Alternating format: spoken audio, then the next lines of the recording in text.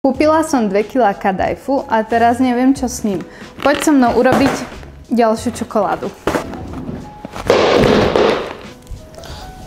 Toto prežilo.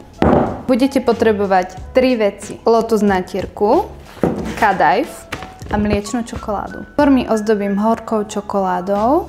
Roztopím si 150 g čokolády. Ďalších 50 g neroztopím. Čokoládu mám roztopenú. Prisypem do nej neroztopenú čokoládu a rozmiešam. Čokoládu nalejem do formy, trošku pobuchám, zmiešame lotus natierku a kadajf. Ak sa divíte, že tam dávam túto divnú cestovinu, tak je to preto, aby to chrumkalo. Ja to trochu aj posolím, okoštujem. Výborné, ešte trochu.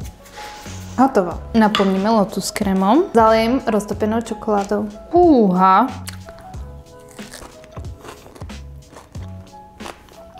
Akože nemám slov. Mega dobre. Ja neviem. Dubai Lotus. Odpadnite.